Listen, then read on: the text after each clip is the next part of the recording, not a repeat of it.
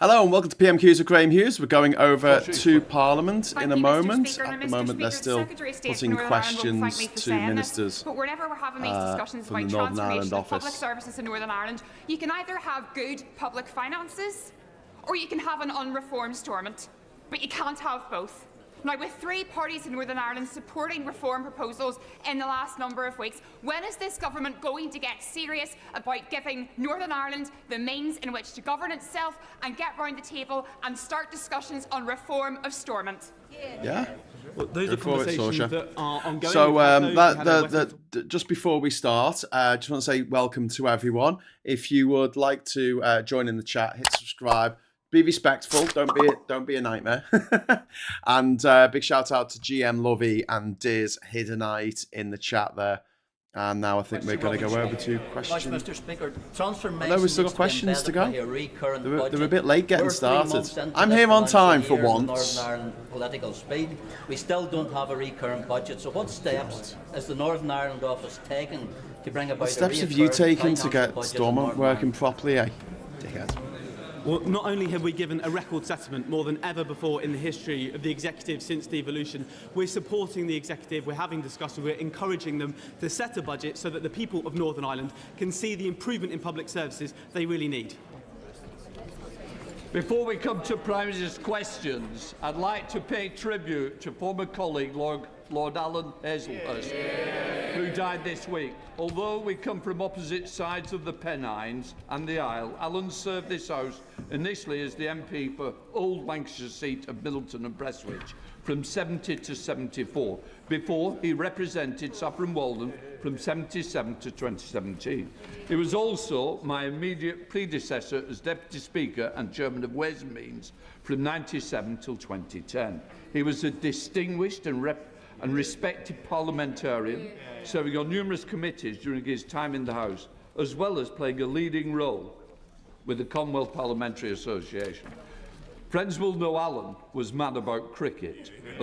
Along my father Doug, they were prominent and long-serving officers of the All-Party Parliamentary Group on cricket, and I know Alan took his passion to the next level with his many novels about the sport. In 2018, he was appointed a life peer, served in the House of Lords until he retired at the end of 24. I'm sure members across the House will like to join me in sending our condolences to Lord Hazelhurst's wife, Lady Angela, his children and grandchildren, family and friends, who are very much in our thoughts today. We now come to Prime Minister's questions. Dr. Ross Savage. Thank you, Mr. Speaker. Question number 1. Prime Minister. Thank you, Mr. Speaker. Can I also pay tribute to Lord Hazelhurst? I know he will be deeply missed, particularly on the benches opposite. Mr. Speaker, the findings of the recent Spring Hill inquest into the tragic deaths in July 1972 of Father Noel Fitzpatrick, Patrick Butler, Margaret Gargan, David McCafferty and John Dougal are sobering. While the circumstances in which the events occurred were undoubtedly challenging, it is the duty of the state to hold itself to the highest standard. The government accepts and deeply regrets these findings and recognises their gravity. On behalf of the government, I want to apologise unreservedly to the families for what happened and for the grief and trauma that they have endured since the tragic deaths of their loved ones. Mr. Speaker, I also want to place on record our deepest condolences to the family of Lance Corporal James Freeman, who died in a tragic accident on Sunday. Mr. Speaker, I'm also aware of a Royal Navy helicopter crash this morning in Devon. This will be a deeply worrying time for the families, and more information will be set out as soon as possible. Mr. Speaker, Henry Nowak's family have shown extraordinary dignity after their son's life was stolen in appalling circumstances. He was clearly a kind and thoughtful and much-loved young man. There are serious questions to answer, including how accusations of racism informed police thinking, and we're supporting the IOPC to get to the bottom of what happened. But no matter the pain we feel, there is no justification for more violence and disorder. The attacks directed towards police officers in Southampton last night were disgraceful and completely unacceptable. This is a time for serious work, not rage. And let me be clear, we will ensure anyone found engaging in disorder meets the full force of the law, as we have done before. Mr. Speaker, this morning I had meetings with ministerial colleagues and others, in addition to my duties in this House. I shall have further such meetings later today. Dr. Ross-Savage. Thank you, Mr. Speaker, and I would like to echo the sympathies expressed by the Prime Minister for those families recently bereaved, particularly the family of Henry Nowak. Corruption appears to be endemic in donations to British political parties. Yes. We've had years of Conservative cronyism. Yes. We've had allegations of embezzlement in Scotland. Yes. We've had undisclosed donations from crypto billionaires and foreign oligarchs. We've even had freebies dished out to some of the honourable members sitting on the benches opposite. The government has already cracked down on some specific sources of donations that favour their political opponents, such as crypto and foreign money. Will the Prime Minister now commit to restoring the faith of the British public in the integrity of our British democracy by putting a cap on all political donations? Yes. Can I thank her for her question? We will do whatever is necessary to protect our democracy from foreign influence and from dirty money. And that's why we commissioned the Rycroft review. We capped overseas donations and introduced a moratorium on crypto donations. And we're taking further action as set out in the King's speech. But the £5 million pound question still remains. Why is the leader of Reform dodging questions about his donations? And why did he keep it secret in the first place? Yeah. This is a scumbag. I'm proud that after decades it is this Labour government putting passengers before profit by bringing GTR, Southern, Gatwick Express into public ownership. The previous government shelved plans to unblock the bottleneck at East Croydon Station. This not only causes delays from Bedford to Brighton, but leaves constituents at Norway Junction Station in limbo. So will the Prime Minister look again at the Croydon Area Modelling Scheme, back my campaign to unblock the Croydon bottleneck? And does he agree with me that by bringing our railways back into public hands, it is this government that is getting us back on track? Well, can I commend her campaign to address the Croydon bottleneck? The last government cancelled work to address this. We will carefully consider the case for upgrades, including step-free access at Norwood. I'm proud that her constituents are travelling on rail services that are now back in public ownership. GM lovely. And benefiting from the first freeze in rail fares for 30 years. Labour government transforming our railways and building a fairer Britain. Come to the Leader of the Opposition, Kemi Badenoch. Here we go. Mr. Speaker, can I echo the Prime Minister's words on Lance Corporal James Freeman and also about the Royal Navy helicopter crash in Devon? I also want to share my deepest condolences to the family and friends of Henry Nowak. The circumstances around Henry's wrongful arrest and tragic murder must be a wake-up call to the entire country and our institutions that every life matters. And it is the responsibility of everyone in this House to bring people together, not divide them. Mr. Speaker, with your permission, I would also like to take this opportunity to pay tribute to Sir Alan Hazelhurst, Lord Hazelhurst, who died on Monday. Sir Alan served Parliament for over 50 years, 8 of them in the Lords, 40 years as my predecessor as MP for Saffron Walden. And from 1970 to 1974, he was also the Member of Parliament for Middleton and Prestwich. He was respected on all sides of this House, elected multiple times as your predecessor, Deputy Speaker, before he concluded in the other place. Apart from serving his constituents, his greatest passion in Parliament, and perhaps in life, was, as you said, cricket. He was chairman of the all-party parliamentary group for cricket, a role which he encouraged me to take up and which I graciously declined. telling him I knew absolutely nothing about I haven't cricket. seen Farage, But John. I think colleagues should know that the reason Sky Sports can be found on the parliamentary TV network is because of Sir Alan's intense lobbying. There is so much to say, but I think just letting everyone know that he was a good and kind man, and he will be very much missed. My thoughts are with his wife Angela and his children Mark, David and Emma, and his grandchildren. So, Mr. Speaker, can I ask the Prime Minister, by how much has the welfare bill risen since he came to office? Mr. Speaker, can I just first thank her for her approach and her tone in relation to the Henry Nowak tragic case. In relation to welfare, Mr. Speaker, as she knows, we inherited a broken system from the party opposite, and we are now improving that system. We are now improving that system, delivering a youth guarantee, rolling out 300,000 work experience placements, and commissioned Alan Milburn's review into youth unemployment. They're the steps that we were taken. As she will know, the number of welfare went up hugely on their watch, as did the cost. Is that the question? You bored or something? She's building up to something. Speaker, the Prime Minister doesn't seem to know the answer, so let me tell him. Benefits alone have risen by £20 billion since he came to office. The Prime Minister has promised welfare reforms. We heard him say it just now. So can he tell the House, why was there no bill in the King's speech to reform welfare? No bill. Well, Mr. Speaker, welfare reform is balancing universal credit so it no longer pushes people away from work. That's what we're doing. They voted against it. Welfare reform is introducing a right to try to incentivise people to take up opportunities. That's what we're doing. They voted against it. Welfare reform is providing record funding on apprenticeships. That's what we're doing.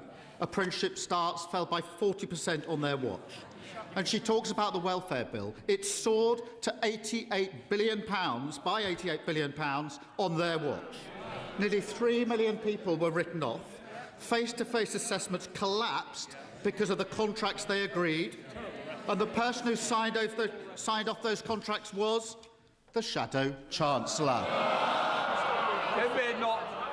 Mr. Speaker, we need to bring down the benefits bill. He complains about the Shadow Chancellor. The bill went up because of the pandemic. And even then, Mr. Speaker, even then, they were asking us to spend more. It's not the Shadow Chancellor who's the problem, it's the actual Chancellor. She's not even here in her place. It is the actual Chancellor. Mr. Speaker, the reason why there is no welfare bill is because the Prime Minister has given up. And he's given up because they have given up on him. On Sunday, the Welfare Secretary was asked 12 times on national radio if he would make cuts to the benefits bill. And 12 times he could not answer. So I will ask the Prime Minister, is he going to cut the benefits bill? Mr. Speaker, all the measures we're doing to reform welfare, all the measures we're taking to get young people into work are measures to reduce the cost and the numbers of people who are unemployed. And Mr. Speaker, that's why we've introduced the youth guarantee, so that young people can have help into work, that they can then, after 18 months... She's so bad at this. What a waste of 3 questions. 6 months, supported, which we know is the best best way to ensure that they succeed as we go forward. That is the change that we're making, Mr. Speaker. But they introduced the system that is broken. We're reforming it. Did they vote to reform it with us? No, they voted to keep the broken system. Mr. Speaker, the Prime Minister keeps saying he's bringing in welfare reforms. None of those things are going to cut the bill. Even his own Tim's review explicitly says, this is their review, this is in the terms of reference, explicitly says this is not about generating proposals for further savings. He had a chance to cut benefits. Last year, I remember they were planning to cut benefits, and on the floor of this House, they U-turned. What did he Jenny do when Robinson. he had a chance? He caved. He caved to all these MPs behind him. We who can don't get through want it together, benefits Jenny. brought down. That's why they're sitting silently behind him. So does the Prime Minister agree with his welfare secretary that was the moment he lost his authority? Mr. Speaker, I'm proud of what we're delivering on this side of the House. The fastest growing economy in the G7. They said that couldn't be done.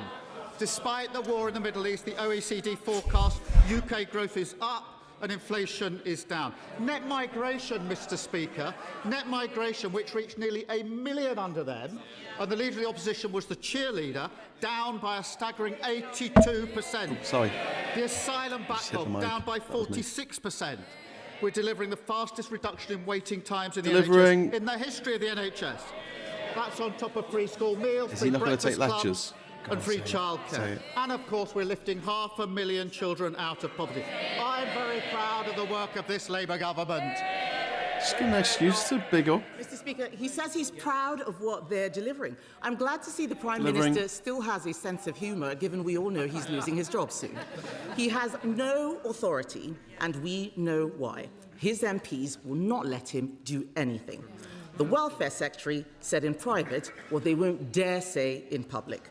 He said, every meeting I have with Labour MPs is about who can we tax in order to pay more benefits. Shameful. Last week, Tony Blair said, if the Conservative Party repeats its offer of working together on welfare, Labour should accept. So today, I am repeating that offer to the Prime Minister. Is he ready yet? What? You and your 92 MPs? They introduced a system that's broken, and they put the bill through the roof, and now they want to give us advice on welfare. No thanks. No thanks. The question should always be not what benefits people are entitled to, but what help we can give people to change their life. That's what the Work and Pension Secretary was arguing, and he's right about that. And it's a Labour government that's helping people into work. And she asked what we've done. She asked what we've done. More rights for renters, stopping unfair rent strike. That's 11 million people giving greater security in a place. It's just going to list the accomplishments again. More rights for workers, Mr. Speaker, including bereavement leave on day one. She's so bad at this. Ask anyone who's lost someone, and they'll tell you just how important it is to have bereavement leave, and lifting 500,000 children out of poverty. We often say in this House that every child should go as far as their talent or ability will take them. It does not happen if they're growing up in poverty. And the party opposite have fought us every turn. I'm proud of what we're delivering. There's much more to do. Delivering. Mr. Speaker, the truth is, unemployment has risen every single month since they came into office. You can listen to their chairs get weaker and thinner with every passing moment. The fact is, despite his huge majority, the Prime Minister doesn't have the votes to reform welfare. There is a solution, a Conservative solution. Benefits bill down. Mr. Speaker, they're all jeering now. I don't know why they're supporting him. He is more than happy to release all their text messages while all of his has disappeared. Disappearing messages from a disappearing PM. There is a Conservative solution. Benefits bill down, taxes down, growth up. Everyone in this House knows that he is just a caretaker, keeping the seat warm for the Mayor of Manchester. But it doesn't matter who's in charge. Labour MPs will keep asking, who can they tax to pay more benefits? It is in their DNA. Isn't it the truth, Mr. Speaker, that the problem isn't this passive Prime Minister, the problem is the Labour Party? Forgive me if I don't take too much notice of the Leader of the Opposition. For 14 years, they broke our welfare system, lost control of our borders, presided over the biggest fall in living standards on record, broke the economy, prisons, the NHS. I could go on and on. No wonder she and they are totally irrelevant. The change delivered by this Labour government, the biggest upgrade in workers' rights in a generation, delivered. Renters' Rights Act, delivered. Record funding for our NHS, delivered. The fastest growing economy in the G7, delivered. Lifting 500,000 children out of poverty, delivered. We're going to fight even harder for working people, a stronger and a fairer Britain. Working people. Working people. Mr. Speaker, 97 homes in Colsnaughton have been evacuated due to ground movement. That's hundreds of people enduring severe emotional and financial distress. This is absolutely life-changing. The MRA are now conducting an 8-week investigation into who will ultimately be held responsible. In the meantime, my constituents are looking to the UK Government for help. Will the Prime Minister commit to working with the Scottish Government and Clackmannanshire Council to ensure that affected residents receive whatever support they need for a speedy and fair resolution? Can I thank my honourable friend? And I do know how difficult it is for residents who are not in their homes. And can I reassure him and them that the MRA are carrying out daily investigations to get answers as swiftly as possible. We're also working with the council to provide support for residents. What are you begging? 6-0 to Starmer? How? in touch with MSPs, and will ensure that both my honourable friend and his constituents tell us why are kept you're boss? updated on the next steps. Leader of the Liberal Democrats. Thank you, Mr. Speaker. And can I associate myself with your remarks about Lord Alan Hazelhurst and confirm to the Leader of the Opposition that he will be missed on all sides? Can I associate myself with the Prime Minister's remarks about Lance Corporal James Freeman, who was killed in Iraq? Our thoughts are with the family and the unit. And can I also offer our thoughts and prayers to the family and friends of the 17 people who tragically drowned during the recent heatwave, many of them children. Mr. Speaker, the murder of Henry Nowak was an evil crime made much worse by the lies of the killer and the police response.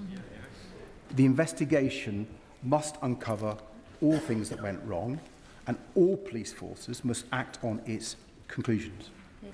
Outside court, Henry's father made a powerful plea that his son's murder should not be used to create further division, but should be used to treat knife crime as a national emergency. Does the Prime Minister agree that the victims of knife crime and their families deserve a politics where we come together to solve these problems and not use them as a political football? Can I first join him in paying tribute to the 17 people who lost their lives in the heat wave, many of them, as he says, young, and each of them tragic, and send our condolences to their families. In relation to the case of Henry Nowak, can I thank him for the approach that he has taken in this as well. It is important in a case like this, which is so tragic, and anybody who's seen the footage will have been deeply moved by it. It is important that we reflect on our own leadership roles here as political leaders. And it is our duty to bring people together at a time like this, not seek to divide people. It is particularly our duty to listen to what the devastated family are asking of us as political leaders. And can I thank all of those that have acted in that way, because I think that's the right way to respond. Sir Ed Davey. Can I thank the Prime Minister for his reply and completely agree with him and say that we stand ready to work with the government on serious policies to tackle knife crime. Mr. Speaker, with our armed forces overstretched, Labour now seems to be investing in a new weapon of war, the long-form essay. It gives another meaning to the phrase drone warfare. Good joke. Good joke. Tony Blair says the UK should suck up to Donald Trump, kowtow to US tech barons, and go slow on Europe. The Prime Minister must be grateful for this rare endorsement of his agenda. Blair also claims that the sensible people aren't radical and the radical people aren't sensible. Is the Prime Minister concerned that unless he changes course, he will be remembered for being neither radical nor sensible? Well, he rather spoiled what was quite a good gag. Mr. Speaker, I have to.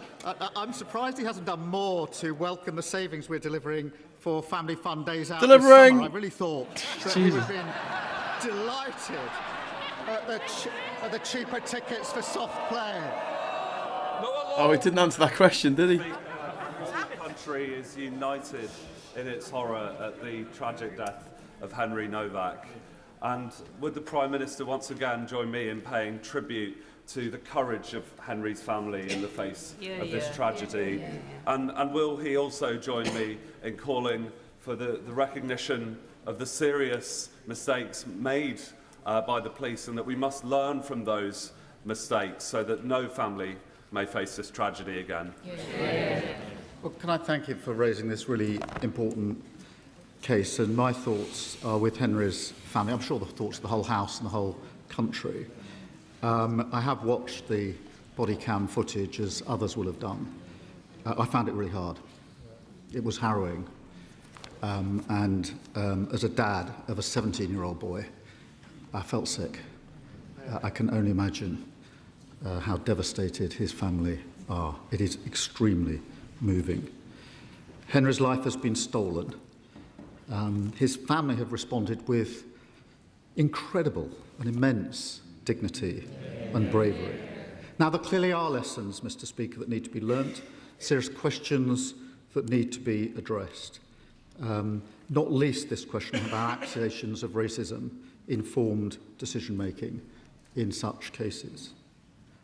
Henry's father said this: "We do not want his death to be used to create further division, hatred, or tension."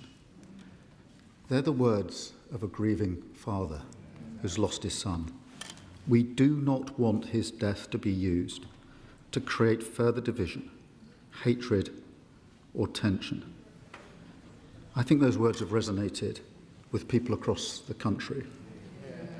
We must not allow this tragedy to be hijacked by anyone who seeks to divide us. Nigel Farage. Oh, for fuck's sake. Mr. Speaker.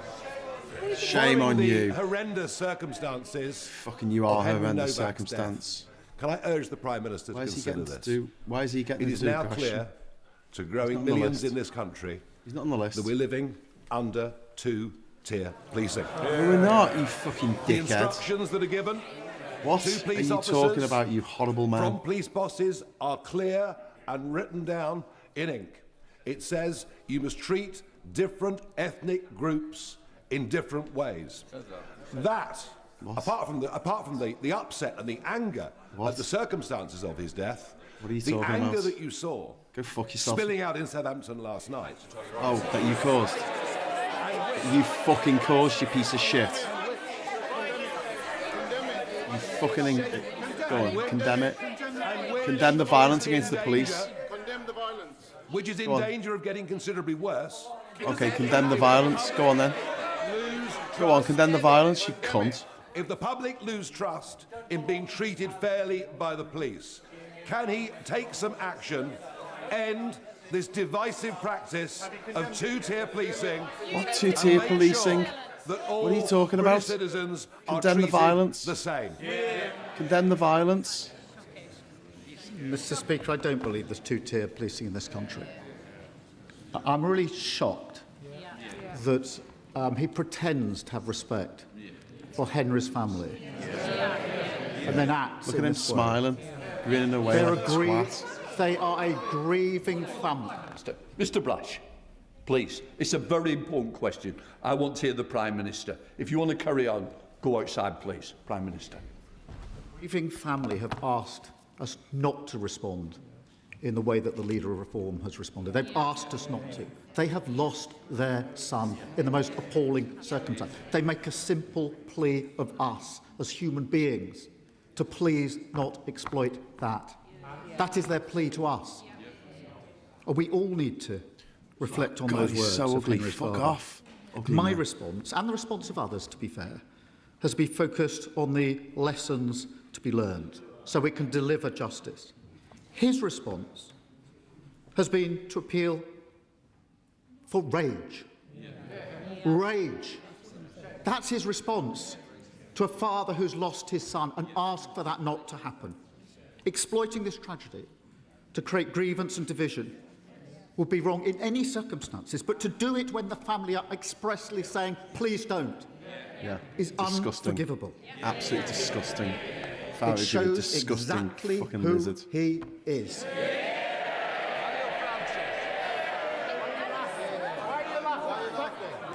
Thank you, Mr. Speaker. Farage is laughing.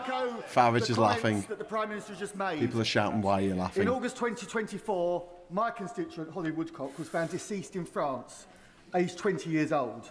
Her parents, Lee and Joanna, who are in the gallery today, still have no idea what happened at Holly's friend's holiday villa. They have raised significant concerns with the Foreign Office regarding the investigation, including the inconsistencies of witness statements and timelines, how samples were prematurely destroyed, and how matters raised by French lawyers were dismissed by the investigating French police officers and officials. I'm grateful that the Foreign Office Minister met with me and Mr Woodcock, but I share the family's concerns that our government should do more to press the French authorities to reopen the investigation. So will the Prime Minister commit to look at what can be done to raise this matter with his French counterparts at the highest level to help Mr and Mrs Woodcock get the answers that their daughter Holly deserves? Yeah. Can I thank him for raising this case and express my sincere condolences to Holly's family? I cannot begin to imagine the intense distress that they've experienced. My honourable friend will know the Ambassador to France has raised Holly's case with the French Prosecutor General, and I know the Minister of Europe has set out further Toxic steps little bigot laughs because it's all against and is him. ready to support the family. But I will reflect in light of this question on whether there's anything It's a more that grift. can be The done. whole thing is a grift. Let's It's a game and a settle grift.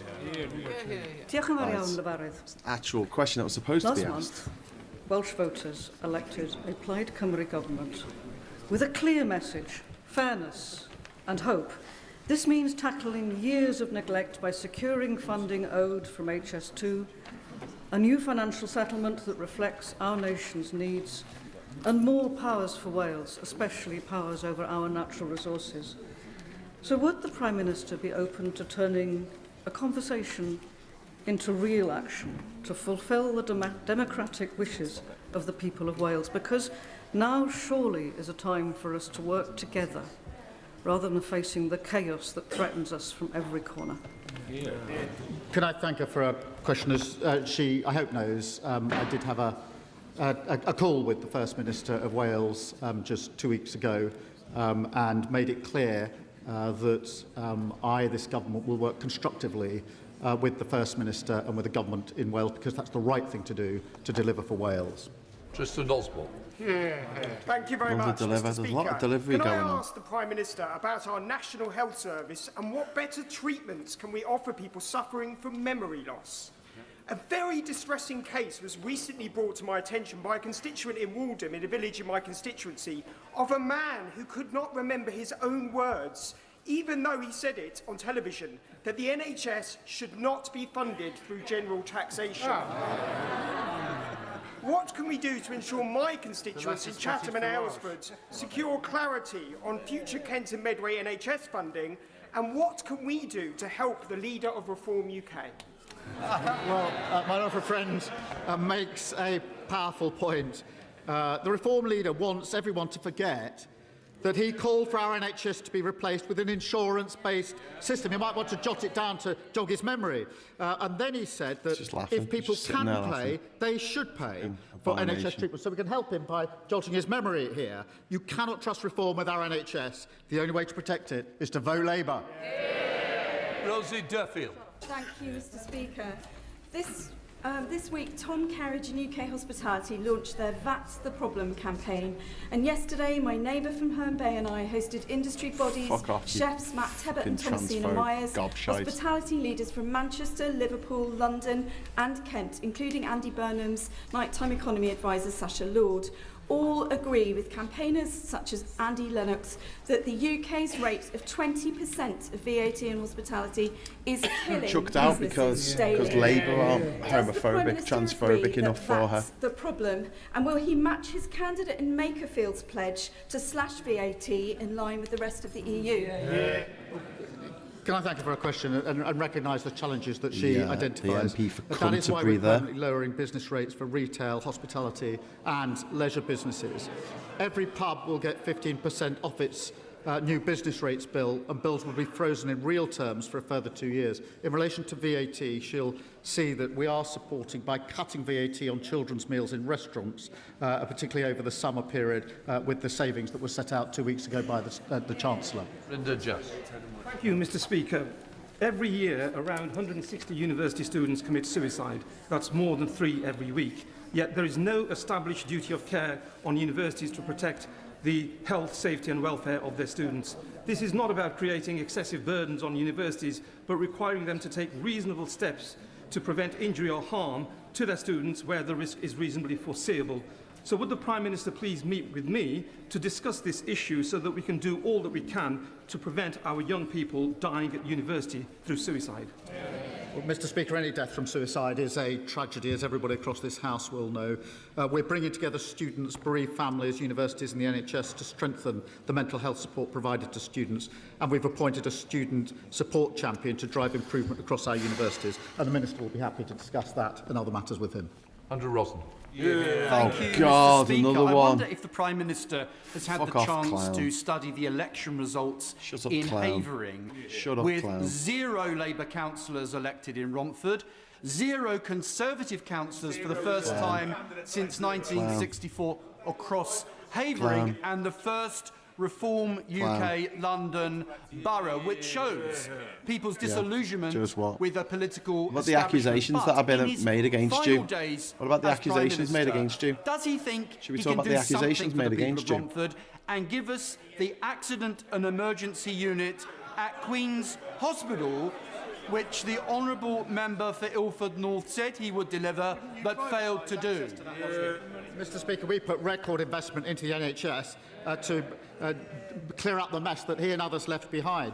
I have studied the candidate for Makerfield, the Reform candidate, since he brings up election, a self-professed sexist, said women who get abortion do it for vanity purposes, encouraged people not to get the COVID vaccine, and said Russia would within its rights to invade Crimea. Reform have got nothing to offer but grievance and division yet again. Thank you, Mr. Speaker, and can I associate myself with the Prime Minister's comments on Henry Nowak and calls for calm over division? The Rugby League family lost a giant last week. John Keir, the former England, Wales and Challenge Cup winning coach, died suddenly on Sunday afternoon on his journey north after commentating on the Challenge Cup finals at Wembley the previous day.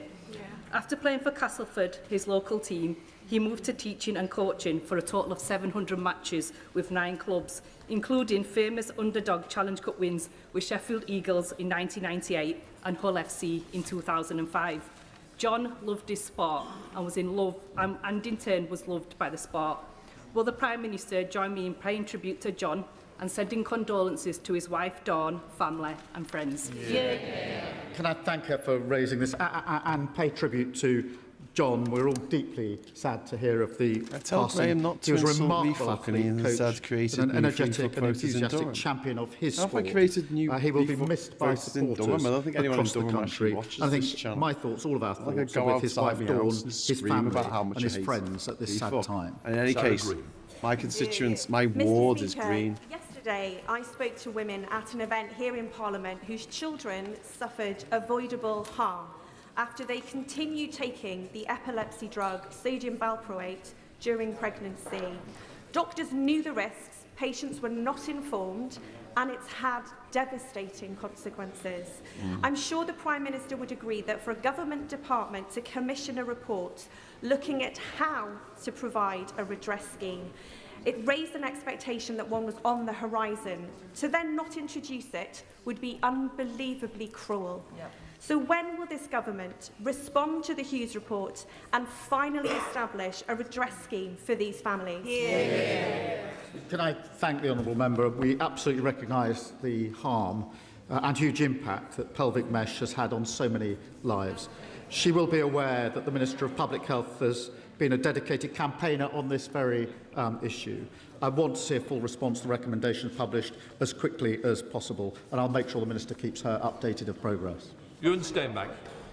Mr Speaker, the 10-year bus plan published by the Department for Please Transport don't shows insult that demand Nazis. for zero-emission buses will I double will by the end insult of the decade. Nazis all I Despite like, this, in as Scotland, much as I jobs like. are being lost in our bus manufacturing sector because overseas manufacturers are winning a greater number of orders and now constitute the majority of new registration buses on our roads, despite an Hello, investigation Ewan. into the cybersecurity of Chinese buses. Will the Prime Minister designate bus manufacturing as a sector critical to our national security? My honourable friend is right to champion the brilliant, talented workforce building buses in Scotland. Our pipeline will give UK manufacturers the certainty and stability that they need to plan ahead and to be completely effective. And I can reassure him we're working closely with the industry to provide the response and the support that's necessary. Bob Black. Thank you, Mr Speaker. And I welcome He's not doing them in order. Minister's commitment to combat anti-Semitism. But the regular hate Bob marches we've seen on our streets, with the chanting of globalise the Intifada, has led directly to attacks on Jewish businesses, on synagogues, on individuals in the streets, and now an arson attack on where Jewish people live. So the Jewish people of our country now want to see action, not warm words. Will the Prime Minister therefore commit to the type of action that we need to expel students who commit anti-Semitic acts who are from overseas? Will he take action to prescribe the IRGC? Will he take action to close down the 13 Iran-sponsored charities in this country that spread anti-Semitism?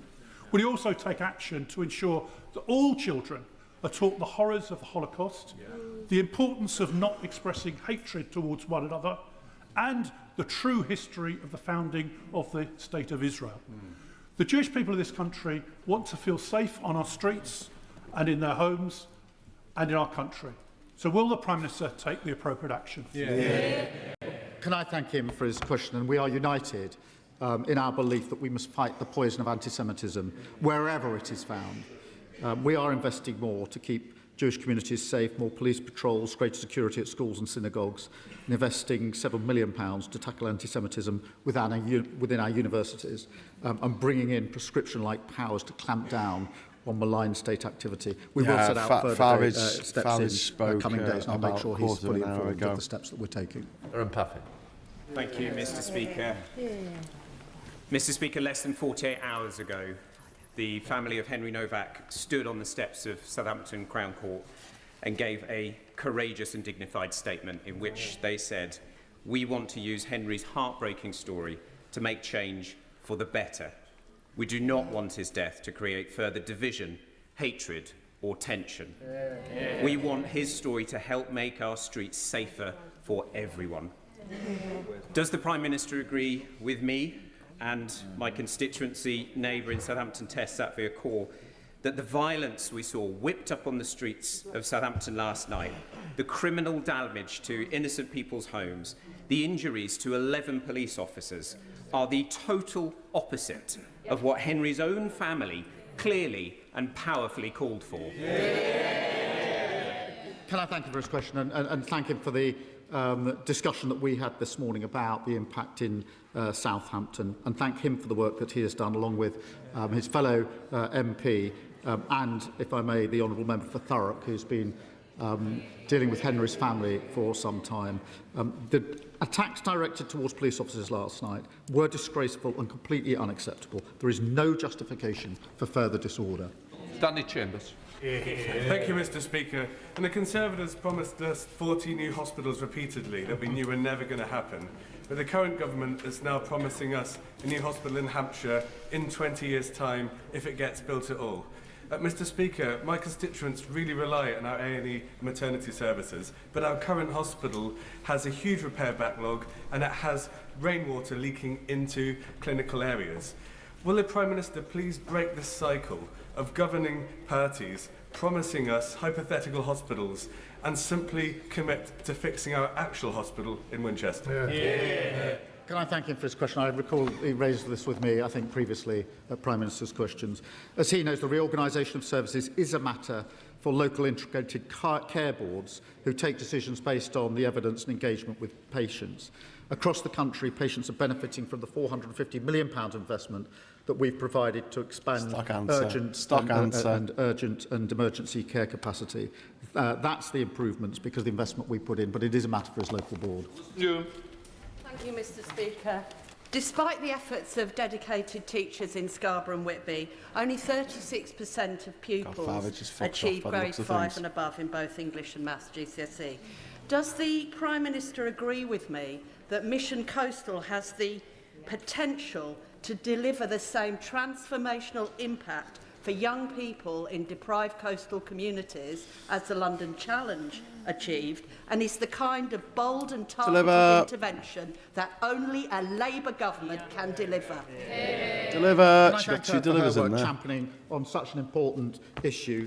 Mission Coastal will help break the link between background and success, giving the most disadvantaged children mentoring, career support and enrichment opportunities, because we believe that no matter where you grow up, every child deserves the same opportunities to succeed. Victoria Collins. Thank you, Mr. Speaker. This government's top-down housing targets, which are about to almost double in my constituency, mean communities like Redbourne and Tring are about to see huge-scale development while infrastructure is bursting at the seams. But while a supposedly affordable new build in my patch is more than £500,000. So no wonder Hannah, one of my sixth formers, says she can never dream of buying a new home and have to leave the place where she grew up. So will the Prime Minister urgently review these targets and come and speak to Hannah and our constituents, see how the targets, these top-down targets, are not delivering the affordable homes, the services we need, or protecting our precious land? Prime Minister, please. Look, we inherited a housing crisis with people unable to have the security of their own home or even get onto the housing ladder. We are determined to change that. We have invested £39 billion to deliver more social and affordable homes, prioritising brownfield land. We must build more communities with strong infrastructure, but her party consistently votes against the planning reforms that will actually allow those homes to be built. Final question, Calvin Bailey. Thank you, Mr. Speaker. Yesterday, the Health Secretary confirmed that all eligible black men will be invited to the Transform trial. As chair of the Prostate Cancer APPG, I welcome this vital step towards screening for this terrible disease, for which black men have doubled risk for both diagnosis and death. Something which Reform have responded to with nothing but divisive weasel words and rage baiting. Does the Prime Minister agree with me that our NHS was founded by Labour to be there for everyone equally, and when there is a proven higher risk, targeting support is equality? Can I thank him for his work as chair of the Prostate Cancer APPG? This programme is England's first targeted cancer screening programme. We're also funding a major expansion of research and treatment backed by £20 million to help men at the highest risk. We are determined to improve cancer care, and more cancer patients are now being diagnosed on time thanks to Labour's decisions. But of course, there's more to do. Okay, let the front benches change over. Okay, just checking the list there. Are there a few digging?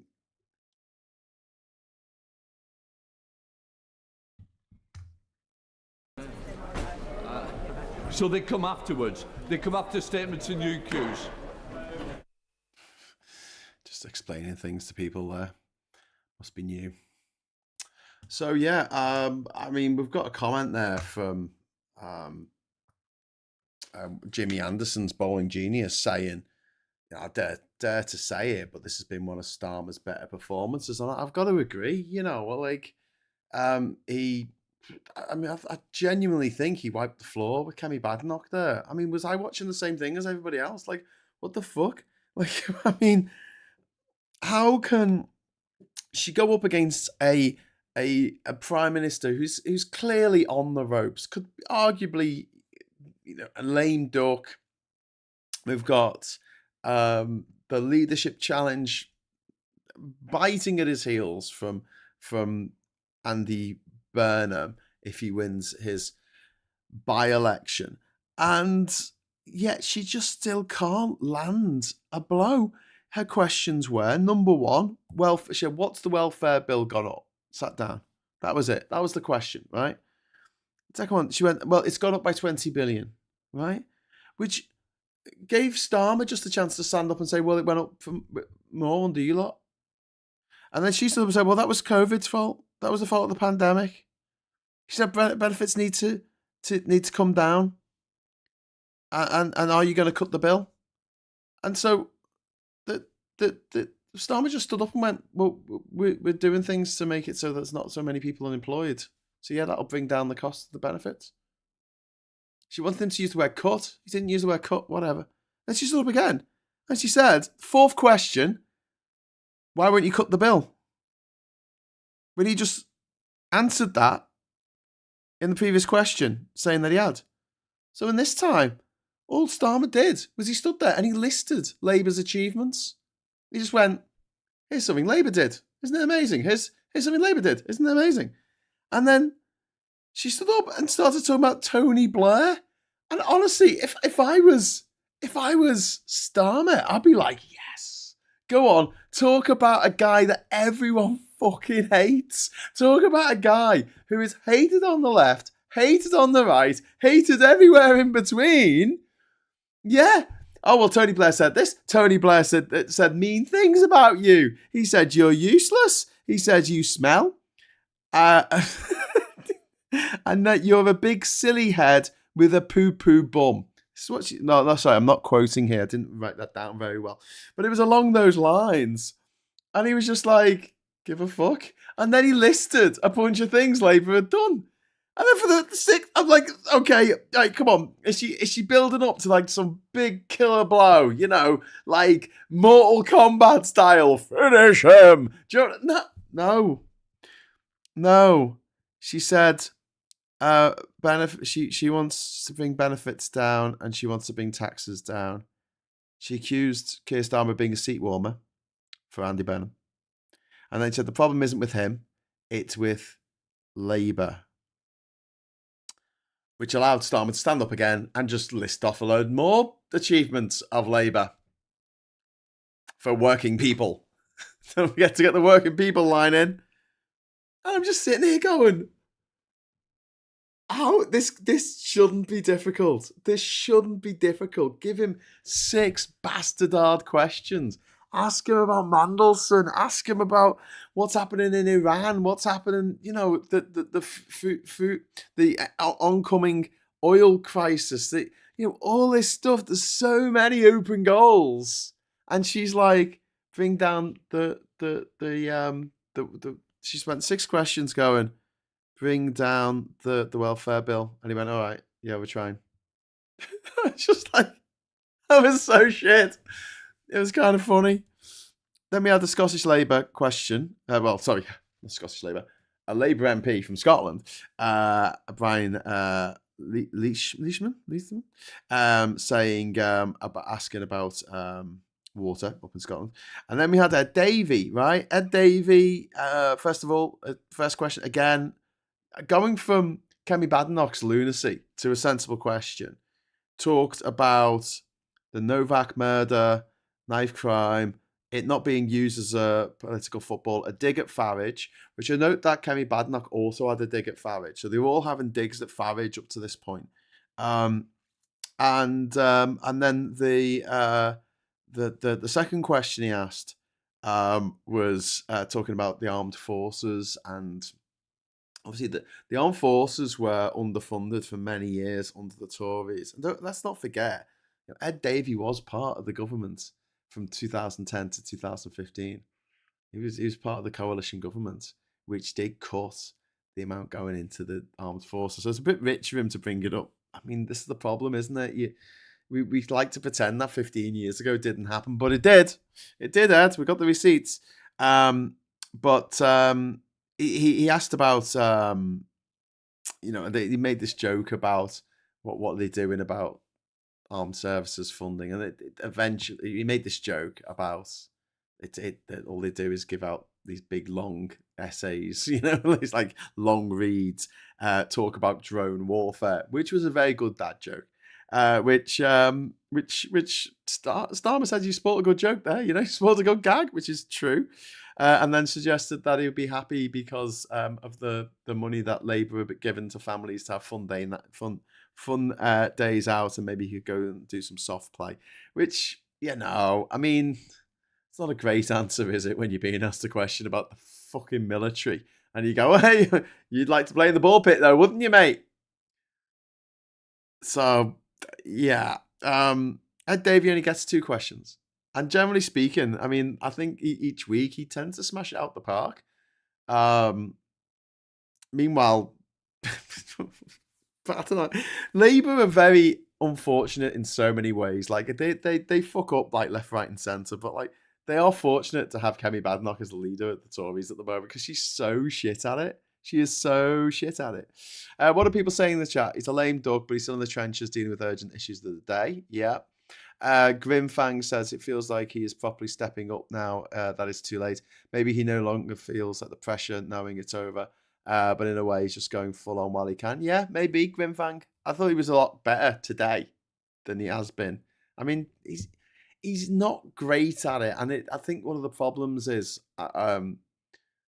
But one of the things that he came across today, he did seem a bit more personable today, and I think that personableness, if that's even a word, is the thing that's really held him back in a world where our movie stars are increasingly plastic, where the backgrounds are increasingly computer generated, where we've got AI slop coming out of our ears everywhere we look, everywhere we listen, everything. It's just like this plastic veneer over everything, and this plastic veneer of artificiality, that sort of pregnant pause before the automaton sort of responds and says, "Yes, sir, that sounds like a good idea."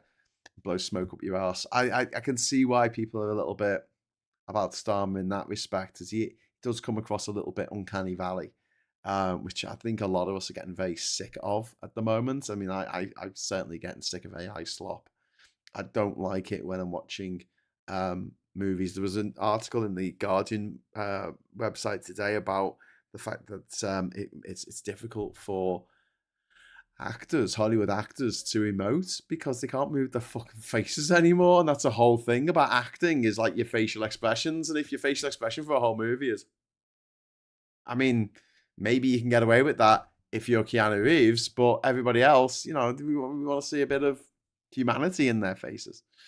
So yeah, is it okay for me to say when Liz Savile Roberts speaks, I think of Nina Conti doing a ventriloquism act? I don't know if that's okay for you to say, but you've said it, Steve. I don't even know about that with Ed and the armed forces being cut for his coalition.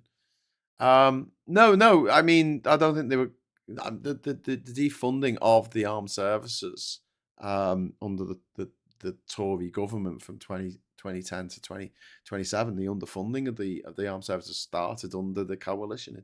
So did austerity came in under the coalition as well, which was a complete disaster.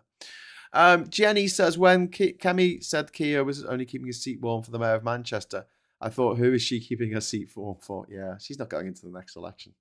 I will be shocked if she leads the Tories into the next election. Labour is seen as weak on benefits and immigration, even though they have cut both. And Starmer lacks the authority or charisma to challenge in a way people remember. Yeah, very good point, David Smith. I think that's part of his downfall. But why can't she lay a blow? Yeah. Anyway, so then we had Nigel Farage. So we need to talk about this before we go. Nigel Farage stood up and talked about two-tier policing. He didn't condemn the violence last night that he encouraged. He appealed. The response against Farage was well received in the House. Everyone seemed to be pissed off at him. He did not apologise. He did not condemn the violence. And Starmer made the point that Farage, at a time when the parents of the murdered young man, appealed for it not to be used as a political football, for it not to be used, for people to not use this horrific murder in a way to score cheap political points. And instead, Farage appealed for rage. That's what he appealed for. Like, that's going to solve anything. That's going to stop this ever from happening again. also his side have blamed DEI, which doesn't even exist in this country, as a reason why that young man died. And that's not the reason. He died because someone fucking stabbed him. And the police who attended that incident didn't believe him when he said he'd been stabbed. That was the fuck up. And what do we think? There's some kind of the reverse racism going on here, where the minorities are being tyrannically evil towards the majority. They're not. Have a look how many people are pulled over, stop and search. It's overwhelmingly people who aren't white, statistically, as a proportion of the population. Miss Paula Thomas, thank you very much for the £20 super chat. That's very kind of you. I've seen the Lib Dems in power twice. The first time was in Tower Hamlets when they achieved race riots. The second time was in coalition with the Tories when they were almost encouraging the Tories to go further. Says Miss Paula Thomas, I'm going to give you confetti because I did promise that. So here you go. This is for Paula Thomas. My button's not working. Oh yeah, there you go. Woo! Confetti! I don't have a major problem with the Lib Dems. I think they really fucked up during the coalition. I didn't like that little man, what's his name, Clegg, at all. But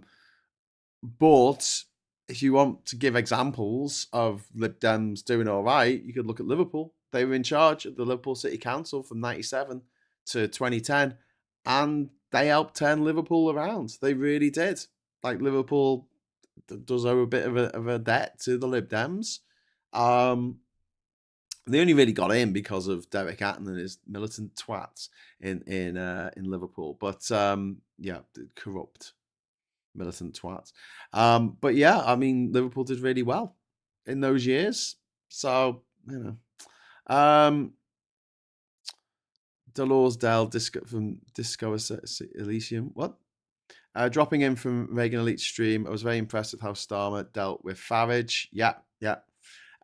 Most of the failings of Lib Dems were Nick Clegg's fault. I would go with that. But I mean, going in with the Tories anyway in 2010, it just sowed the seeds of their downfall. And there was a point when there were 11, I think it was, Lib Dem MPs. 11. They were. I mean, they had a lot of councillors still at that point. But I mean, Nick Clegg and what he did during those years, chumming up to dickhead bloody David Cameron, it set the scene for everything that came afterwards, which included Brexit. I prefer Clegg to the weird little religious prick that came after him. I forgot his name now. The one who had a problem with homosexuality. Him. Yeah. That was difficult. I forgot his name now. I'd even forgotten he was leader, wasn't he? It was him, and then it was Vince Vance thingy. What's his name? Clark, not Vince Clark. He's out of. He's at the. What's his name? Vince Cable, and then it was that terrible woman who the Scottish woman who managed to absolutely mess up so badly that I think in the 2019 election, I think that's when they came away with 11 or so MPs. I've forgotten what the bloody name is now. Vince Cable. Yeah, Vince Clark is the guy from the Depeche Mode and Yazoo, and was he in Assembly? Not sure. Although it was Pet Shop Boys, wasn't it? Or was that Electronic? Can't remember. Anyway, then he was in, most famously, I guess, for most people, he was in Eurasia with Andy Bell. Joe Swinson. There you go. Tim Farron. Yeah, Joe Swinson. It's like these people really left their mark on British politics. Joe Swinson. Could you imagine now, years later, if there was a thing for like people in the Lib Dems going on and on about how great Jo Swinson was, and only if she'd been given the chance, if only she'd been given the chance, she would have done really well. And it's like, she lost the general election, mate, badly. It would be a bit weird, wouldn't it? Oh, the previous leader, if only the previous leader was still here, the one that did really badly in that election. Oh, I got one who did really badly in 2 fucking elections, mate. But, you know, we'll go on and on about it. Oh, God, if only it could have been so beautiful. If only he was given a chance. If only he was it's only given two general elections and a referendum and a European election and loads of fucking local elections, all of which he managed to come out in the negative for. Hashtag just saying. Anyway, Depeche Mode, Yazoo, not Yahoo.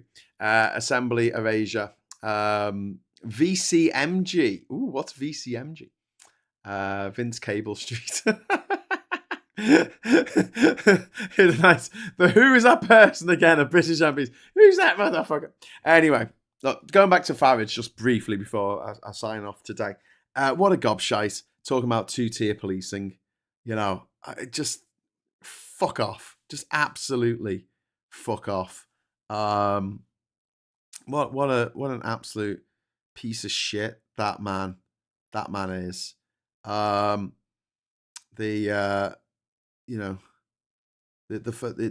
accused Noah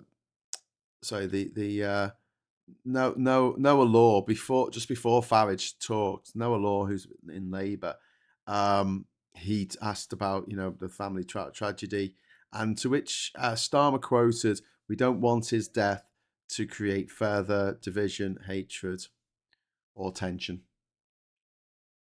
And then straight into Farage's question. But he tried to create further division, hatred, and tension. And it does show, right, Farage is hated. You got to understand this, and I think this is why the politicians, why I think Refuck would, if they ever did form a government, it would be a fucking clown show, because there's a lot of people who don't know what they're doing, and no one will work with them. Everyone absolutely hates them. They can't work with anyone in these councils. You're not seeing too many times when another party is teaming up with Refuck in order to get a majority on these councils, councils with no overall control. Refuck are just their own little group who just are hated by people further on the right, like the Rupert Lowe's outfit. In fact, Rupert Lowe, just before Prime Minister's Question Time happened, he had to go about at Farage and Refuck for putting out an advert, a meme that showed Kemi Badenoch saying, "I don't want to hear about White Lives Matter," and this was taken out of context because the full quote was, "I don't want to hear about Black Lives Matter. I don't want to hear about White Lives Matter. I believe that all lives matter," which is problematic in itself. But the full quote was that. Which back in 2020 when she said it, that's something that the Farage and all the Faragists gobshites will get on board with. But obviously they've taken that little bit out of context to show that she's, because she's a black woman. And even Rupert Lowe said, "Oh, that's scummy. That is scummy." So you've got the Restore Party, Restore Britain, hate them. Advance UK, fucking hate them. UKIPers hate them because they see them as a splinter group from UKIP. Labour hate them. The Tories hate them because they're eating the Tories' lunch. The Lib Dems hate them. Just everybody hates Refuck. They're just the hated party. But I feel like they're going to revel in that. It might not do their electoral chances any harm to be so hated. But there you are. Listen, tomorrow night is going to be Question Time, and Andy Burnham's going to be on it. But also the little shit who's being the Refuck candidate in Makerfield, he's also going to be on Question Time tomorrow night. So get your popcorn out and come and join me. We'll be doing a special episode of Quaggle Box tomorrow night, where we'll be covering that. Voting LD would be pointless where I am, but I still prefer to see them. Why are messages getting deleted? What is going on? What is going on here? Okay, hey, come on, let's calm it down in the chat here, please. Don't be having fights, okay? All lives matter is something where I get what they're saying, but missing the point of BLM. All lives do matter, but the point is that black people are often treated far worse than whites.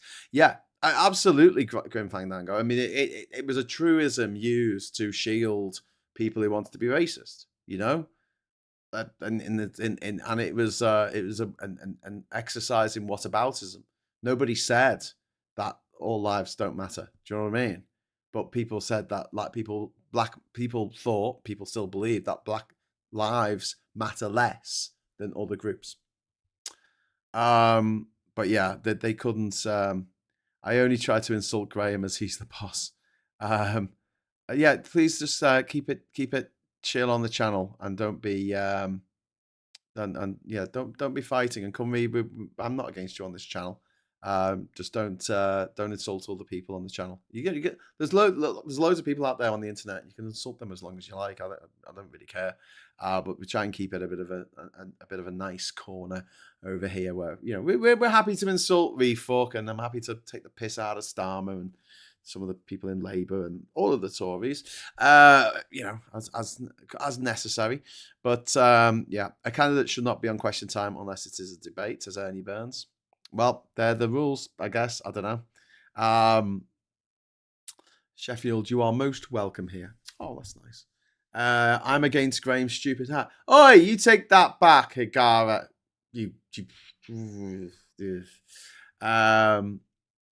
I just need a word with people in the chat. Yeah, don't be insulting. Don't call people names and accuse them of stuff. Because look, everyone's pretty much on the same vibe on this channel. We're not, I know we disagree about a couple of little things, but generally speaking, we want the best outcome for everyone in Britain, everyone in the UK, everyone across the world who isn't a complete and utter gobshite. Unfortunately, the people who are complete utter gobshite seem to be in charge at the moment of everything. Anyway, listen, I'm going to go now, and thank you very much for being in the chat and talking about this stuff. We got a bunch of other questions that came in about business rates. We had questions. There were quite a few having a dig at Refuck and the division that they were bringing to this. Andrew Rosendale, who's now lots of accusations against this man. If you look him up, he defected from the Tories to Refuck, and he stood up and made some ridiculous comments to which everyone just went, reform is just all about division. There were questions about buses in Scotland. There was a question about mesh used for pregnant women. That was deadly, and that redress there. Rosie Duffield got to ask a question. I don't know why. She's a gobshite. And what else did we have? We had a question about anti-Semitism from Bob Blackman. We had more about the Nowak murder. Darren Paffy of Labour talked about attacks against police constables. And then Danny Chambers, who's Dr. Danny Chambers from the Lib Dems, asked about commitments to building hospitals being one thing, but how about having commitments to fixing hospitals? Which Starmer sort of went, well, it's not up to us, it's up to the NHS trusts. I'm the Prime Minister, what can I do? And I hate it when politicians do that. Let's have a look. Alison Hume stood up, Labour MP. She just said delivering, to which Starmer stood up and said delivering. That was a good question. And then, Victoria Collins talked about new builds, and then Starmer stood up and said, well, you voted against when we tried to change the planning rules to make it easier to build new houses. And then Calvin Bailey, who's a Labour MP, black Labour MP, talks about prostate screening for black men, and he's talking that this is targeting support is equality, which is a very good point. No questions on the toilet ban, bloody typical. Why do we pay taxes? As black. Couldn't agree more. Not a single question there during we've got about 25 days left of the 40-day period for the consultation. and debate in Parliament about the bathroom ban for trans people, and there wasn't a single question about it. Do you know why there was not a single question about it? Because there are no trans people in Parliament. Trans people are not represented at all in the British Parliament. There isn't a single member of the trans community in the 650 members of the members of Parliament in the House of Commons. However, there are some trans MSPs up in Scotland, including the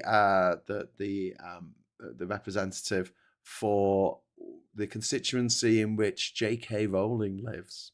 So J.K. Rowling is now represented in the Scottish Parliament by a trans woman, which I think is fucking wonderful. But yes, Andy says just ban urinals, make all toilets cubicles, problem gone. Yeah. And Pete wants, for the love of Pete, can everyone stop spitting the dummies out? Yeah, just everyone be nice. But I mean, yeah, I do think that's a really good point made by Black Dot there, that there was no question about this trans guidance, which I was talking about this morning on the show. It's just completely unworkable. It's going to be expensive. It's going to clog up the justice system, which is already clogged up. And it's going to lead to people getting sued left, right, and centre. Companies getting sued left, right, and centre. It's going to be a fucking disaster. And I hate the idea of, generally speaking, I hate the idea of simple solutions to complex problems. But this is not a complex problem. And so, yes, it does have a simple solution. And the simplest solution is this. You go back to the Equality Act of 2010 and you rewrite it so that it says, no, you don't have to rewrite it. You just add a little term in the glossary. You add a little asterisk where it says women. We mean in this context either cisgender women or transgender women with a gender recognition certificate. And then you make it easier for trans people to get gender recognition certificates, trans men and trans women. That's pretty straightforward to me. But no. Because the oil companies have spent a lot of money. They've spent a lot of money on this transphobia lark, and they want to get their money's worth. Bastards. Who likes urinals? Asked Diz. No one likes. Well, I don't know. If I'm really, really busting for a wee, yes, I do like a urinal to be available. But yeah, just the if you're going to talk about a problem with British public toilets. It's that the women's toilets generally have the same footprint as the men's toilets. Architectural sexism, architectural misogyny, where women who need more room because there's more cubicles take more room than urinals, aren't given the space that they need to make sure that the queue in King's Cross Station or wherever the fuck it is doesn't go around the fucking block. Do you know what I mean? But there you go. Anyway, single-sex toilets with cubicles and ceiling to door. Well, you say that, DJ Marcy. I've never been in a toilet where the cubicles, in America, they have fucked up cubicles that have a little fucking gap so you can actually see the person having a shit, which is really weird. Or they have a floor, the distance from the floor, But look, if you stick your head under under the door of a cubicle, what the fuck? No, just. And in fact, from a safety point of view, it's better that they're not floor to ceiling, the cubicle doors. It's better that they have that kind of, a little gap at the bottom, a little gap, gap at the top. Not so people can peer in. That's a crime. Someone sticks their head under the toilet door. It's a crime. They've committed a crime. Quick, call the police. People just having a piss next to you in the cubicle. That's not a crime. There's nothing on there's never ever been a thing in law to say you can't piss in that toilet. That's only for certain people. It's a nonsense. It's a social construct developed by the Victorians because they wanted men and women to be kept separate when they went the lav. But from a security point of view, a safety point of view, actually, you do want a fucking gap at the top and bottom. So if someone climbs in the fucking cubicle to attack you or breaks into the cubicle to attack you, you can, call the alarm because you are in a public place. This idea that all these predators, all these sexual predators hanging around in fucking women's toilets to attack women. I was like, I read somewhere the other day that there's only been 20 murders committed by trans women in the last 26 years. 20 in 26 years. Meanwhile, there's been 17,000 murders, nearly all of them committed by men. Not trans women, men. Why are Yank toilet doors like that? It's like they made a hole in the Imperial and the door in Metric. I don't know. It's a weird thing with Yank doors in the Yank box. But in Britain, like, unless you get down on your hands and knees, you can't see under the fucking door. What's the problem? You know, and if you do that, then you... And do you know what as well? There's another thing here, which is another safety thing. Like, let's leave being attacked in the bogs to one side. Some people get to the toilet because they're not feeling well, and then they need help, they need assistance in the toilet. It doesn't happen very often, but, you know, out and about, they don't feel well. They go to the toilet to be sick or to go for a shit or whatever it is, and they realise it's a lot worse than they thought it was. It being a public place and it having a gap under the door so you can shout to people and say, "Hey, you help me out here," can be life-saving. Also, you know, the fact that you can, if there's someone next to you in the bog and you've run out of toilet paper, you can knock on there and say, "Could you pass me some toilet paper, please?" And they can pass some toilet paper under the fucking cubicle.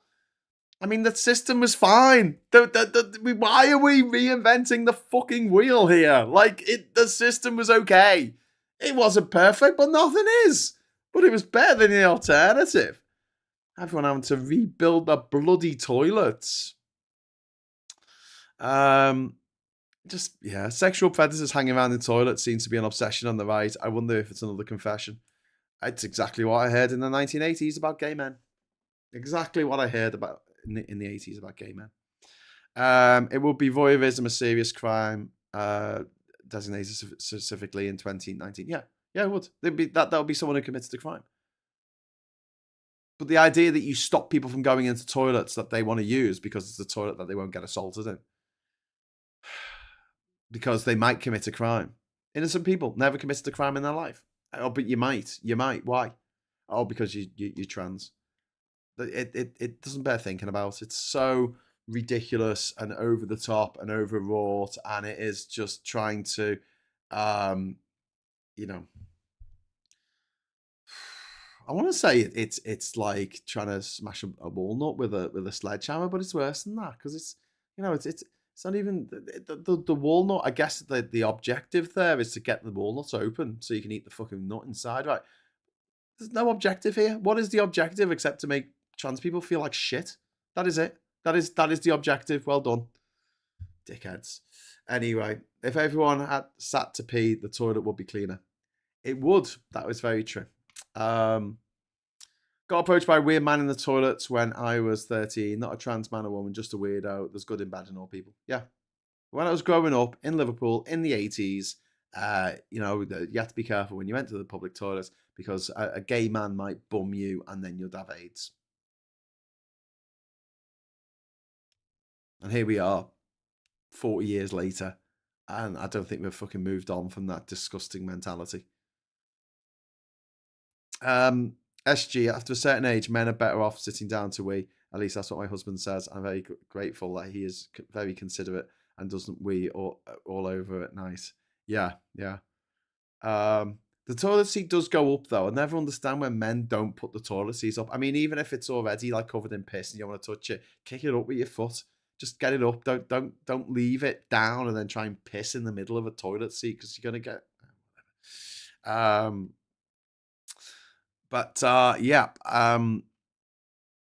Let's hope to God there isn't a case involving a trans person, because Farage would love to jump on that bandwagon.